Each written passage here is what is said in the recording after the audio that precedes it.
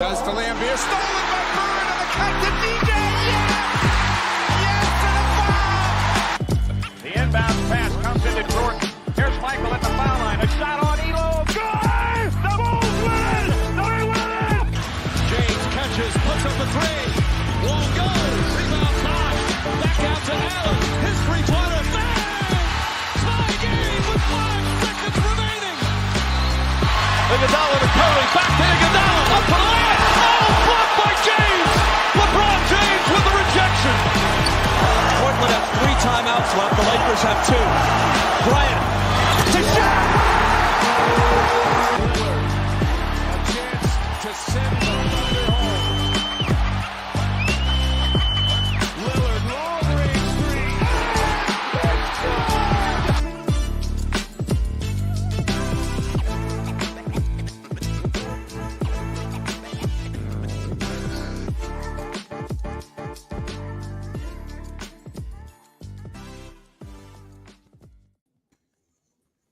Good evening, everyone. Welcome to the 48 Minutes Podcast. I'm your host, Sean Mackey, joined along with Mr. Joshua Hayes. How's it going, Josh? Doing well, man. Ready to get into this Celtic topic already. Can't wait. Can't wait to hear what you guys have to say. We're also joined by Ben Brown. How's it going, Ben? Man, it's great, man. NBA playoffs, bro. Like this might be the craziest. We got an 8 seed that's running wild. The Joker's telling all y'all, "Oh, screw your MVP votes. I'm the real MVP." Like just playing out of his mind. Jamal Murray, y'all must have forgot. You know what I mean? So yeah, it's dope. It has been probably one of the most interesting playoffs that I can remember. And when I say interesting, I mean just very, very interesting. This is like one of those like really weird years in the NCAA tournament where there's just a bunch of bracket busters that have just destroyed everyone's brackets. I saw today there was something that came across my Twitter feed that a guy put a $50 bet on the Heat meeting the Nuggets in the finals on, I think it was April 11th. And his payout for this bet right now is like $12,500 if they both make it. Just Jeez, absolutely wild. Yeah. So NBA playoffs obviously going crazy right now. Like we just said, Celtics are now down 3-0. So we'll just get into that after last night's debacle, which I'm going to be honest with you was probably one of the most just crazy games for bench players in NBA history, NBA playoff history. Duncan Robinson could not miss at all. I mean, it was just absolute chaos. And the Celtics laid one of the fattest eggs I've ever seen them lay. And I picked them to win, and not because I'm a Celtics guy by any stretch, but I just thought that Jason Tatum, after the last series, I thought that he was really going to take off because Game 7 against Philly, I was like, okay, he means business now. Here we are. And the Miami Heat have completely exposed this team as frauds. But also, let's give the Heat some credit. This has been... I feel like everybody today is talking about, how the Celtics let this happen and everything. Let's give the Heat some credit. Yeah. Josh, how are we feeling about the Heat right now going into a possible NBA Finals? Man, if the Heat make the finals, they'll be the second 8 seed to ever make the finals. The first was the Knicks back in 99 when there was a strike season. So I don't know if you put an asterisk by that or not. But the crazier part about this to me is that they were in the play-in game. So they were technically the 7th seed. They were in a play-in game. They lost, right? So then had to play another game to get in, and they ended up winning that game after they were losing in the fourth quarter against our beloved Bulls. And they get in, and then they all of a sudden like legitly look like the best team in the East. Like they don't even almost look like every series they have looked like the dominant team. And it starts with Jimmy Buckets, man. Like the guy, he's like two different people. He's like Jimmy in the regular season, and then he playoff Jimmy. We were talking about this the other day, man. I kind of feel like they were playing possum almost. Like they were like, yeah, we don't really care where we get in because like we're not scared of the Bucks. We're not scared of the Celtics. We ain't scared of Philly. Like we were the 1 seed last year. Like we don't really care where we're at. Like once we get in, like watch us go to work. And it's been nothing but work since then. And not only has it been Jimmy, especially this series, like everybody stepping up. Like you said, Duncan Robinson, Vincent, Struss. Like, I mean, they had like four or five guys that had 10 points like before the half yesterday. Like it's insane. Like everybody, and the one thing they kept saying about them is that, you know, the first game they hit tons of threes and they came back in that game and won. They were like, oh, they can't keep this shooting up. They did the same thing last night. Yeah. They were over 50% from the floor and they were over 50% from three. Yeah, it's crazy. And we've talked about this before, but I want to give Coach Spoelstra some love. I mean, year in and year out, I mean, this guy takes teams that are, you know, I mean, nobody was looking at that Heat team as far as making a run after what Josh just described. You know, they had to fight to even get into the playoffs, and nobody thought that they would make the run that they made. So I want to give him a ton of credit. Second guy is Jimmy Butler. So there's something to be said about the way a team is led when they take on their leader's identity. And I feel like that's what the Heat have done. I feel like he tried to do this in Philadelphia, didn't work. They traded him away. He tried to do it in Minnesota. Those guys were too soft.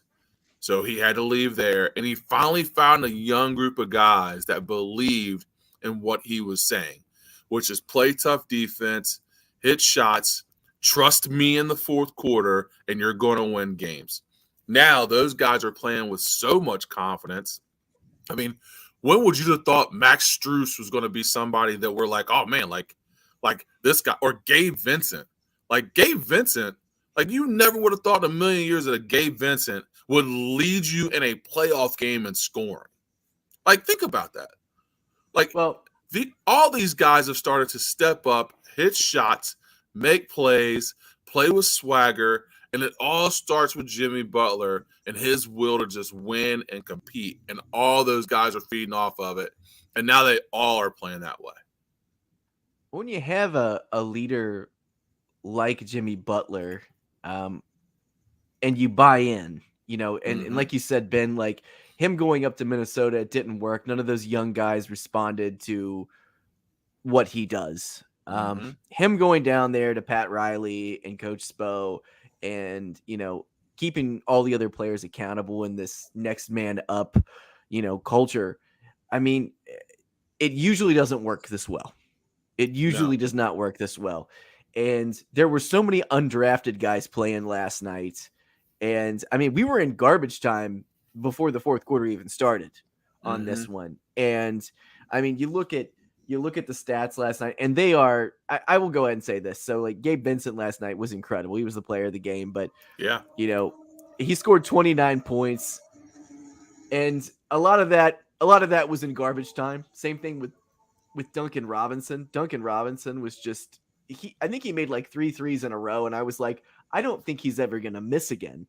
And this was a guy that, I don't know, 6 months ago, we were saying was washed, that he had a bad contract, all this stuff. Tyler Hero now is not playing at all. And, you know, I don't know if that has anything to do with it. I don't know if I would hope that if he was on this team, he would just be helping bury these teams even further with what he does, because he's an outstanding player as well. But Jimmy, you know, he had a good game last night, but it wasn't anything crazy. 16 points, 8 rebounds, 6 assists. It's a good game. Yeah, but nothing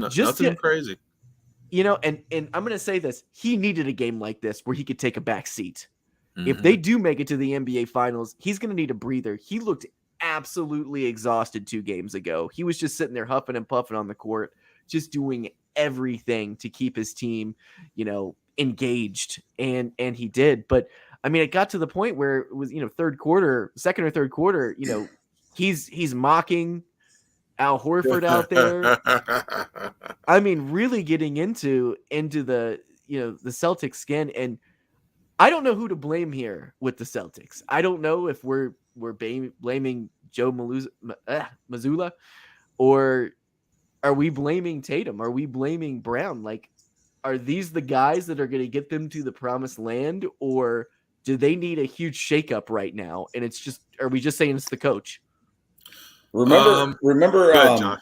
I was going to say, remember we were talking through text and I said to you guys, I don't know if Boston's just good because they have a great roster and you can plug and play a coach and anybody could fit because they were still winning. But I think what we're seeing now is like when the adjustments and stuff need to be made, Joe might be a little bit, that might be the lights might be too big for him when it comes to, Spoelstra's making these adjustments on him and he doesn't know what to do back. And maybe they are missing the guy that took them to the finals last year. But, when you talk about like the Heat, for instance, like you had said last night, Vincent was the player of the game. The game before that, Caleb Martin had 25 points. And he was the one that helped out. And then in game 1, they had 6 guys score 15 points or more. And that just goes to show you that when a team is playing really good and you're moving the ball around and the open guy is hitting shots, like it's hard to defend that, right? Because you don't have to focus on one specific person. Right now with Boston, the Heat really just focus on Tatum and Brown. And they're like, hey, if we stop you two, like that's ball game. And neither one of them are showing up. So it seems to be working. Yeah. Well, I agree. I mean, of course, some of the blame falls on Mazzulla as far as coaching wise. I do think that it's tough when you inherit a team and you get them this far and your adjustments that were working before aren't working. But you also, you got to blame a little bit of the stars, right? Like Jaylen Brown hasn't been great. Tatum has not been good at all.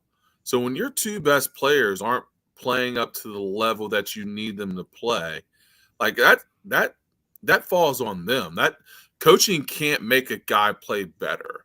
And it's clearly like if they were playing like they were playing before, this would be a better series. But they are not. Tatum and Brown are not playing well at all. And then on top of that, like your other guys that you rely on, like your Marcus Smarts, your Horfords, those guys are not. I mean, they're not contributing the way that they usually contribute. It's just been a bad series all the way around for their core guys. So I hate to see it because they are so young, but I mean, I don't know. What do you do with a team that always gets to to the pinnacle and then falls short? Most of the time it falls on the coach, but you've already changed the coach.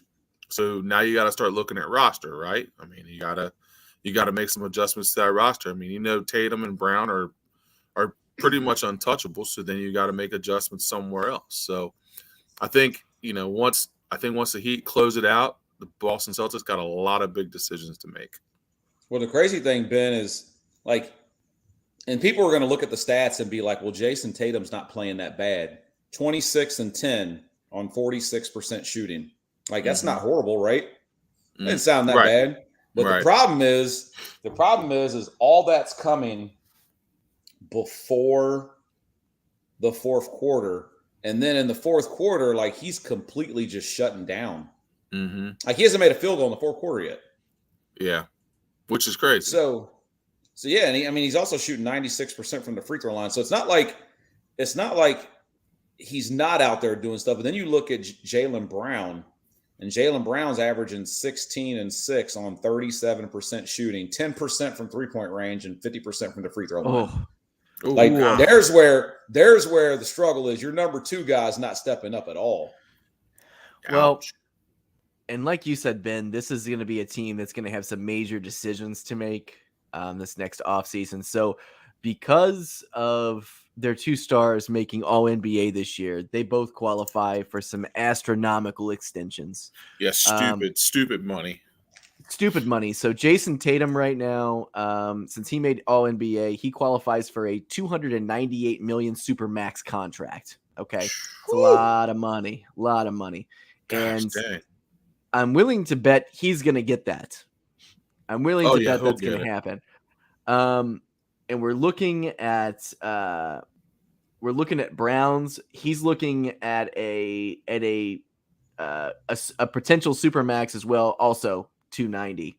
So these guys. So here's the thing. So we're looking at that, and season by season, if you have Brown and you have Tatum, you have locked in 2 players for $100 million in one season. So the salary cap's going up to 134 next season. Mm-hmm. That does not give you a whole lot to work with at that point. Nope. You have to hope to God that you're getting some kind of production out of an Al Horford or a Kevin Love type person who's a little bit washed, but can still, like we're talking like the Jeff Greens of the world. But how far can they bring you? And this team already has those kind of players. Yep. Your Marcus Smart. That's the same guys. Yeah. Defensive player of the year. We have him on that team, and Malcolm you Brogdon. got Brogdon. You got Brogdon, who they got him a couple years ago. But besides that, I don't really like this team that much. Like I don't really. I mean, you got Grant Williams, you got Robert Williams, and that's really it. There's nothing else that puts you over. There's no borderline all-star for this team. And I feel like to be successful right now in the NBA, you have to have 2 stars and kind of a guy who's kind of borderline to be able to make it to the NBA finals. Now, the Heat are showing that that's completely not the case, but the Heat are an anomaly. So, I don't think that someone's going to copy the Heat's success again like this. I mean, it took, 24 years for us to get an 8 seed back into the NBA finals or potentially into the NBA finals. So it's not something that happens all the time where you can play possum the entire season. But I don't know, man, if I'm Boston. So let's just go ahead and say this. Their coach is gone. He's gone. Like he's not going to be brought back. They will make a move immediately with him. He will be the scapegoat for this entire thing, and then they'll visit the roster after that. That's the easy way that they're going to do it. So he's gone after the end of the season, unless they somehow pull, a 4-game upset over the Heat, which I honestly don't see happening because I can see I might be able to be talked into the Lakers doing that, but I cannot be talked into the Celtics doing that with how hard the Heat plays every night. I don't buy it. But if you lock that much money in, and you haven't won an NBA title yet, like you are banking on those stars to get even better next year. And those numbers that you read from Brown, Josh, are just appalling for right now. There's no reason one of your star players should be that bad right now, performing this terribly in a huge, conference finals situation. And I don't know, but I think it's going to be one of those things where it's going to be one or the other. I think the Celtics are going to end up keeping Jason Tatum, but I could definitely see them doing some sort of a sign and trade with Brown. They're going to have to shake it up. I just don't see them bringing them back again, because when they made it to the NBA finals last year, it felt like they may have gotten there a little bit early. This year, you were kind of thinking they might actually get in there and kind of finish the job. They had stuff, and it doesn't look like they're going to do that. So you got to make an adjustment at this point. And I don't know, man, the clock's going to be ticking on the Celtics. And I can guarantee you right now, somebody will end up, if they don't offer the Supermax to Jaylen Brown, he's still going to get a max extension someplace else. So, and there's been rumblings throughout the year that he's, didn't really necessarily sound like he really wants to be there or needs to be in Boston. So, he's probably the odd man out if we're looking down the line here. I've never been sold on Jaylen Brown. Like, that's the one guy, like, every time he has these great games. Remember, there was a time where, like, him and Tatum were running neck and neck, and everybody was like, man, Jaylen Brown might be better than Tatum. I never had that feeling that Jaylen Brown was going to be that guy. Now, he's definitely the best way for me to explain him is that I feel like he's a second tier Paul George. Like, he's not quite the basketball player Paul George is, but he's kind of on that level of where he can do some of the same things. Where Tatum, I feel like he looks like he has the potential to even be better than that, and it's just not consistent at this point. Would you put Brown in the same category? Maybe, let's say, 2 years ago, Chris Middleton.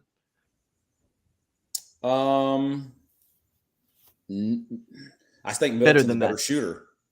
I think Middleton's a better shooter, but Jaylen Brown can do other things. I think you're on the right track. I think you're on the track, like a guy that's made an all-star game. Not really I don't know if he's really a perennial all-star guy that's going to make it year in, year out type guy. We also don't know if he's capable of carrying a team because, like I said, you got two guys that are on the same team. They're almost the same player. Like, right? Mm-hmm. A lot of their skill set is the same. They do a lot of the same things. You're right. And it usually makes it hard for teams to have those two kind of guys. Like, at least for us, like, we got DeRozan and Levine, but, like, they're not the same player. You know what I'm saying? Like, they both do things different. Where I feel like Jaylen Brown is right now, Jaylen Brown is the Wish version of Jason Tatum. That's the best way I could explain it.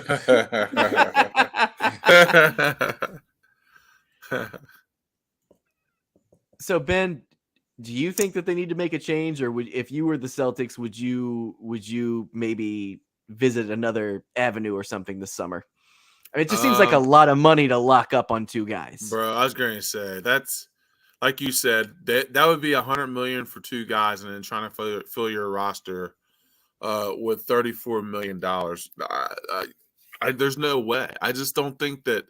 Like you said, Sean, you brought up a great point. They've got that roster tooled the way you would expect a roster to be tooled with two stars. And don't forget, Malcolm Brogdon is an all-star. I mean, that guy's been to an all-star game. So, like, you've got three all-star players there. You got Horford that's been to an all-star game. You got Marcus Smart's been a defensive player of the year. Derek White. I mean, you got the Williams boys. I mean, you have a decent roster, and you haven't been able to turn the corner. So logic tells you that you have to make some kind of change, whether it be, I mean, like you said, Sean, there's no way they get rid of Tatum. Tatum is their guy. Yeah. I think that it's going to be Jaylen Brown for sure. And I don't know if it'll be a sign and trade or how it'll go down, but I think Jaylen Brown will be the odd guy out there because, truth be told, I think Jaylen Brown wants to be a one. I think he wants to be the star. I think he wants to be the guy. And I think he wants to be able to do that somewhere where he can go somewhere where he can do that. So I just don't think that those two, and it's not like they have beef with each other. I don't think that's the case, but it hasn't been successful with them coexisting. So you have to do something different. You know, it's kind of like the definition of insanity, right?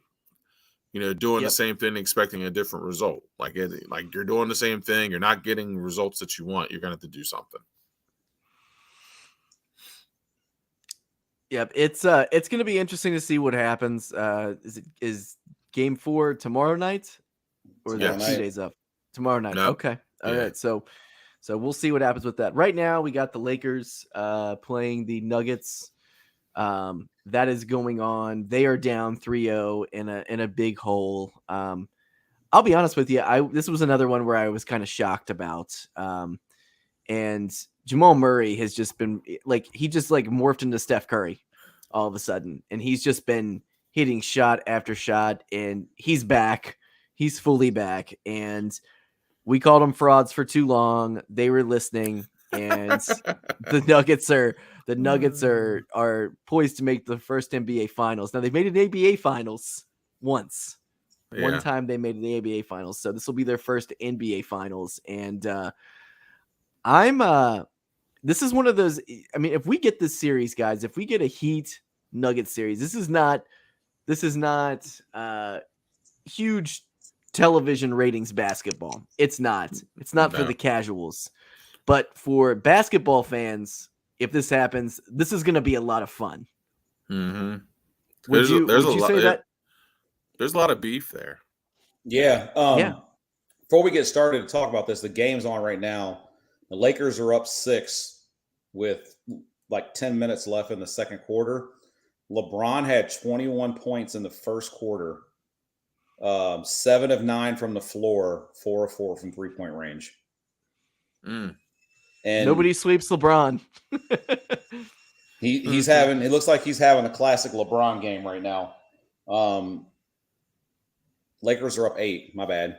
And like I said, the Lakers came out playing like they want to win this game. So I know it's still early, but Denver's looks like they're struggling from the floor, and the Lakers look like they want to win. So we might be seeing them go back to Denver for a game 5.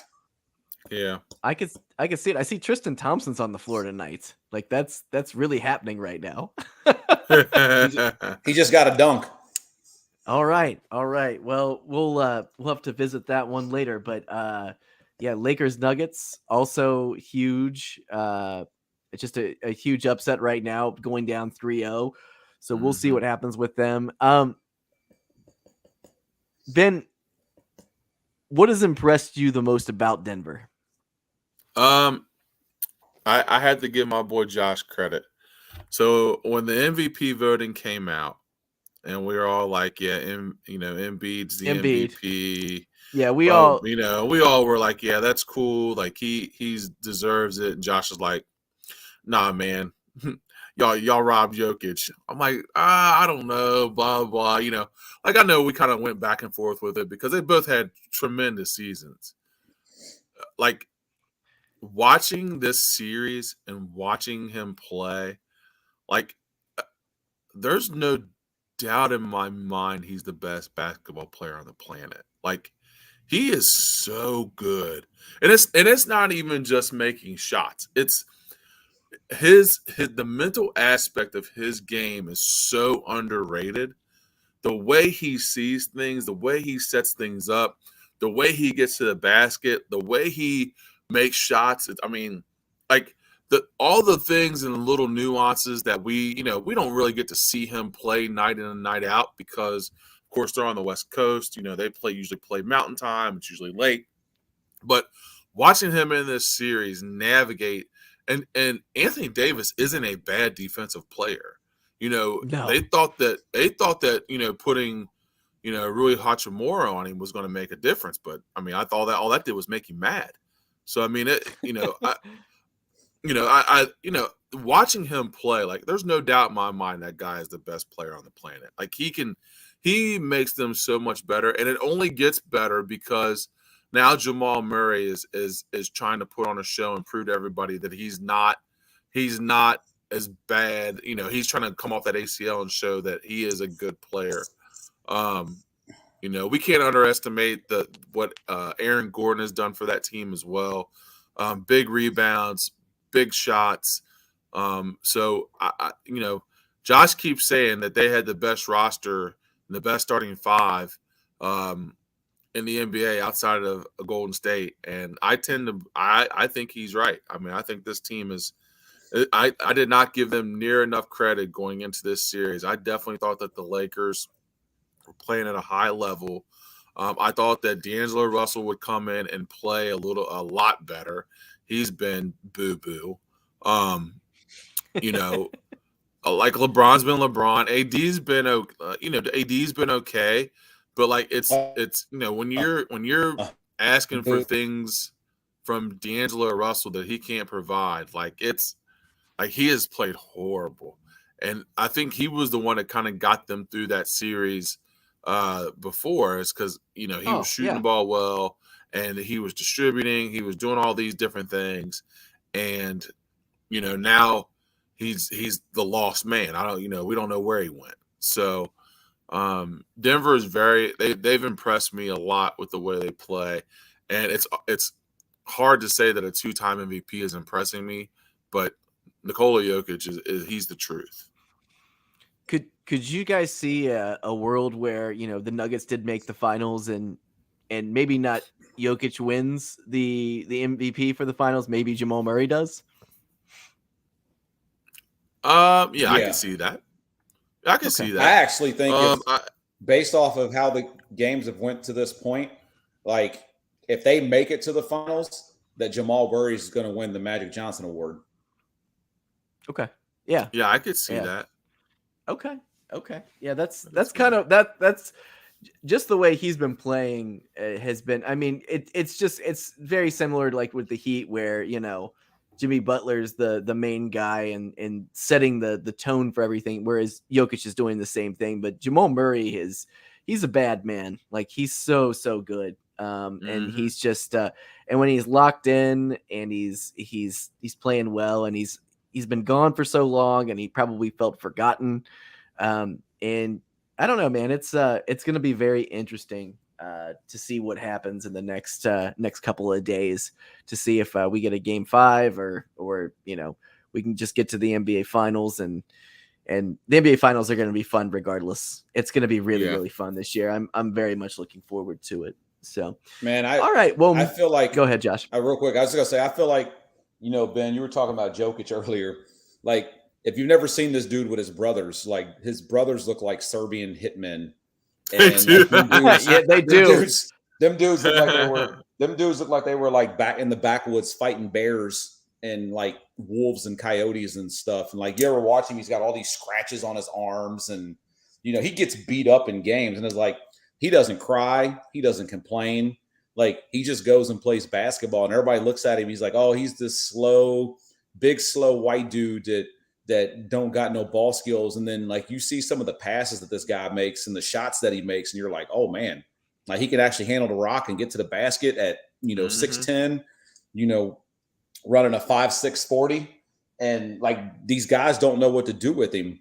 And it's crazy to me that like when you start looking at like the guys who they consider, the best players in the league, Giannis, Luka, Jokic, like all these guys are European. Their skill set is different. They're not, they don't all rely on like their speed and their strength. Like they have this different pace about them and this different basketball IQ and this skill set that makes them different than the rest of the league. Well, and it's so interesting to see a lot of the body types right now in the NBA. You're not seeing the guy. I mean, Giannis is obviously, just a specimen, but you look at someone like Doncic or you look at somebody like Jokic who, they're not super cut dudes, but their IQ and their skill set is so much beyond everything else that they don't have to rely on strength or speed to be able to do what they do. And that's what's making the league fun right now. I'm going to be honest with you. Like if you just have a bunch of guys running down the floor and doing the same thing, like these guys are just making the league better. And it is a true international sport now where most of the best players are not from America anymore. And it's crazy to say that. And this year, we're looking at the draft this year, and I think, what is it? Three of the guys, 3 out of the top 5 or 4 out of the top 5 prospects didn't play in college this year. So it's wild where we're going with it, but I think it's very, very exciting. Moving on to the rest of the sad league, who's not still in the playoffs. We're going to go back to the Phoenix Suns. So Phoenix ended up losing out to Denver. Was it 4-2? We talked a lot about this man and how he has contributed basically nothing to this team when he should be probably contributing a lot. DeAndre Ayton. So it is widely assumed, according to Sports Illustrated, that DeAndre Ayton is going to be moved to the Dallas Mavericks. There's a proposed trade that would send Tim Hardaway Jr., JaVale McGee, Josh Green, and the number 10 back. to give them some depth. That's a lot, man. That's a lot. That's a lot. I'd do that in a heartbeat. Oh yeah. Just the 10 pick.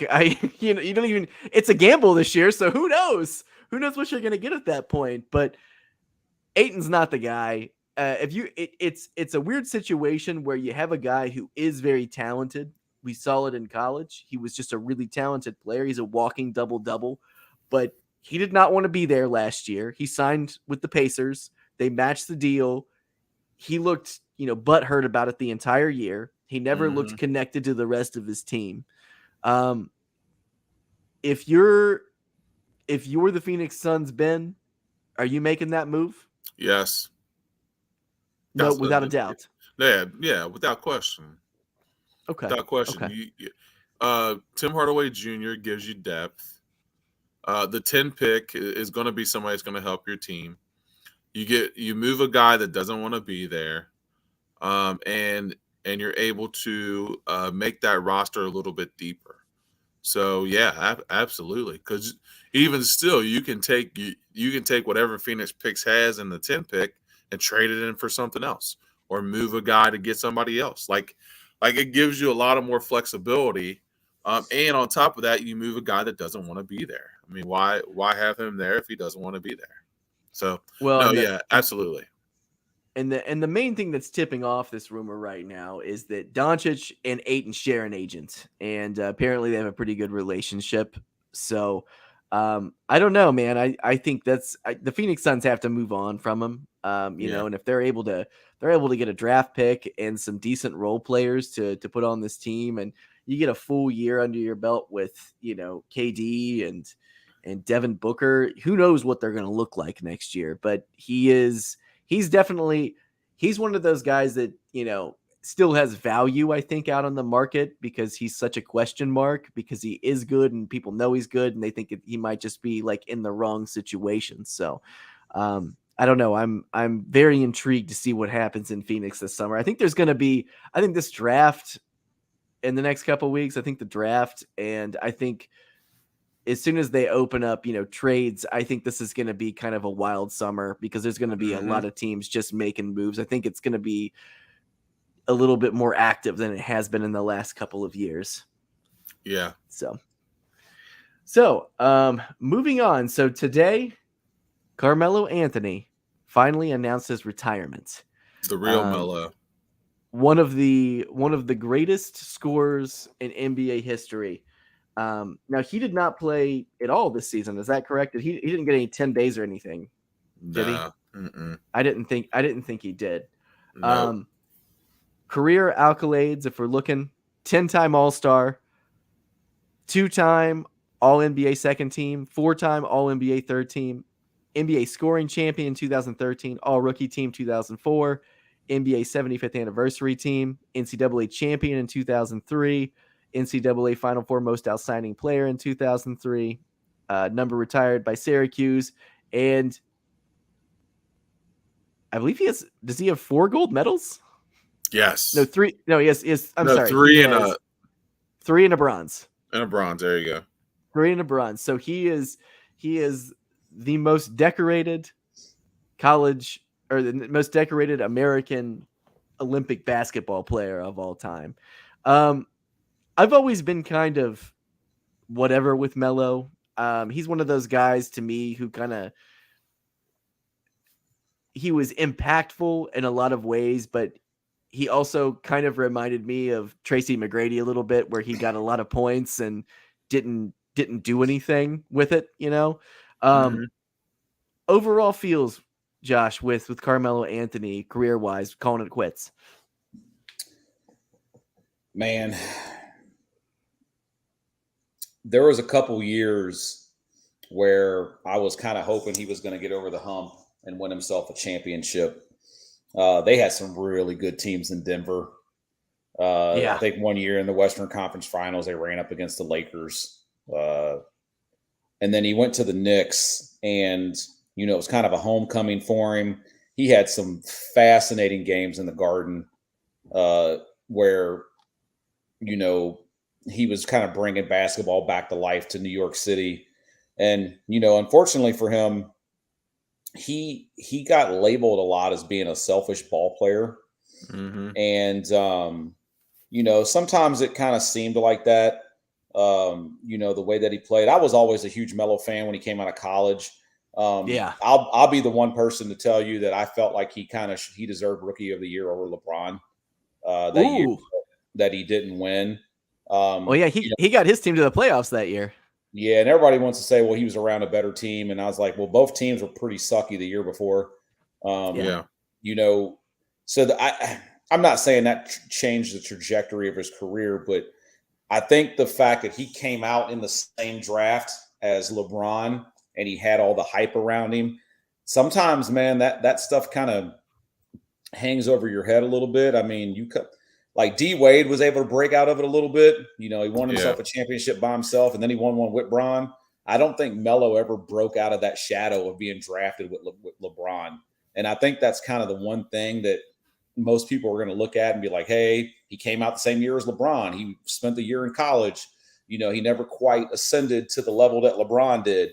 And, this guy for his whole entire first 15 years of his career, he averaged over 20 points a game every single year.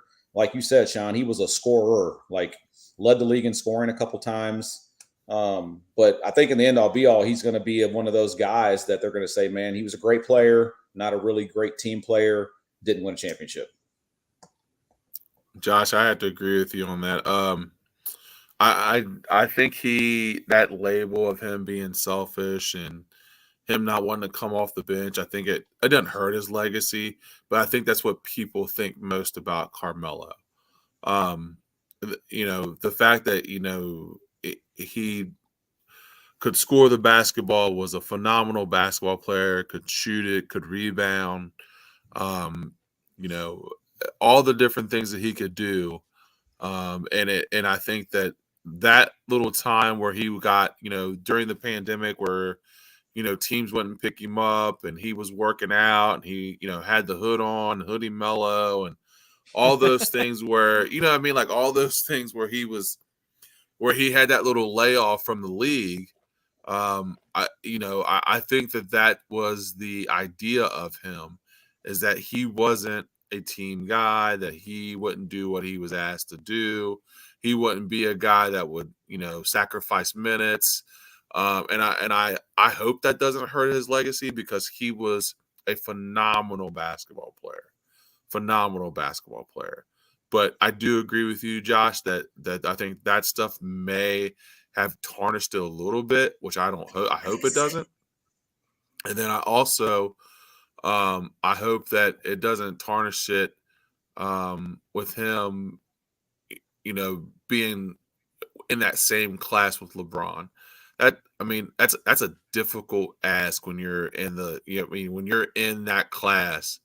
Dwayne Wade was, kind of didn't get that same light. Bosh didn't get that same light.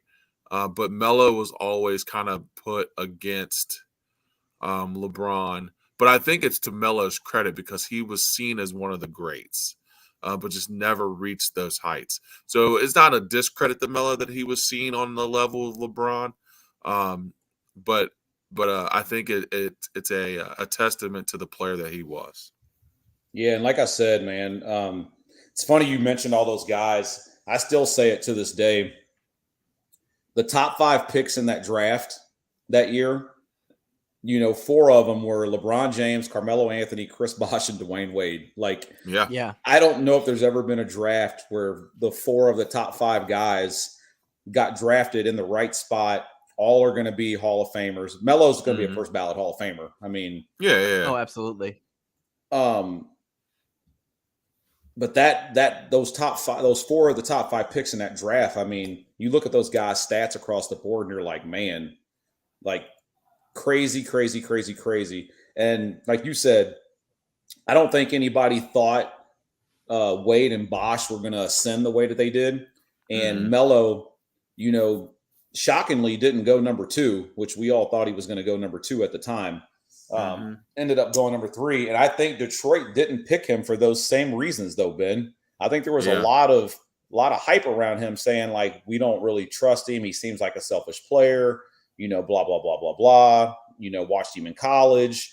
I'm like, even though he won a national championship, they were just not sold on him. And clearly they missed out. But that is one of the biggest draft blunders of all time. I mean, and you think about, the Pistons had a great run during that era, and how much longer they could have kept that going with a player like Carmelo Anthony. And I feel like they drafted for position that year. Yeah. And they really swung for the fences, but looking at college from the year before, there is no way I'm taking a international prospect over Carmelo Anthony like that. Yeah. Like then I was like, this is ridiculous. He was clearly, as a freshman, the best player in college basketball. Mm-hmm. Absolutely. Yeah, it wasn't no question about it. So, but one of the biggest blunders ever. Like I'm sure Detroit fans think about that all the time. Like how much longer they could have won 2 or 3 titles in a row during that era, because it was kind of a weird era in basketball, and you had the Lakers, and so it woulda, coulda, shoulda with them. But all right, guys. Well, that's going to do it for this evening's episode of the 48 Minutes Podcast. Thanks for joining us tonight. Keep watching the NBA, and we'll be back later next week. Have a great evening. Adios.